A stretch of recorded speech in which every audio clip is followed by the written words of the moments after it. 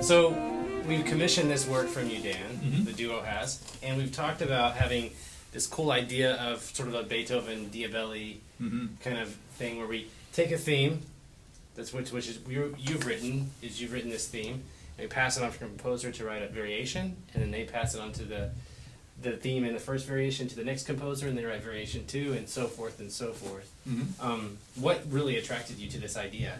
Well, just the thought of, I'm honored, first of all, to be asked to write the theme, and just the thought of hearing so many different, it's sort of like a set of variations that's varied, and by that I mean one composer is going to take one slant at it, and another composer is going to take another slant at it, and everyone will have their own methodologies and their own sense of scale and their own sense of what they want to do with it.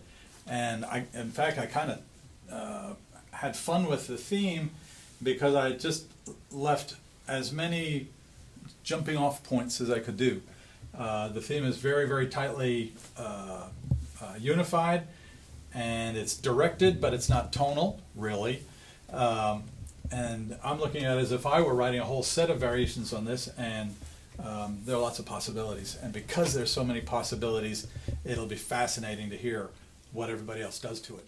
So I'm excited about that. Talk to me about a little bit about when you're actually diving into this, what Mm-hmm. kind of ideas did you have, and then what did maybe you had to kind of deter from that idea? Yeah. First and foremost, because it's violin and viola, I wanted it to be independent and linear. So it's counterpoint, and it's written so that both sides are both instruments are equal, and it's written that the lines are directed, and shapes are important, and there's a lot of opportunity for give and take, back and forth constantly through the whole thing. It's only 22 bars, but there's a lot of individuality between both the violin and viola. So I'm excited about that. You know, and I would see this as a composer is that having to write a theme, knowing that other composers are going to be the one that are developing it. Did you find that to be like in the back of your head? Constantly. There are places where if I were writing a more substantial piece, I would have taken some of the ideas and run with them. But as it turns out, I was kind of restrained and thinking at all times, if I were going to vary this myself, what kinds of things would I take as a jumping off point? There are chromatic descending lines, there are chromatic ascending lines, there are little arpeggio passages, and even just the motive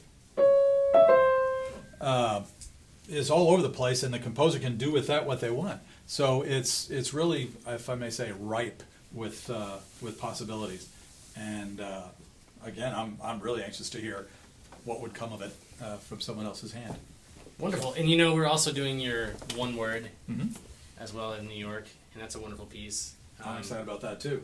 And we'll stay in touch as we see how this theme gets developed into all the other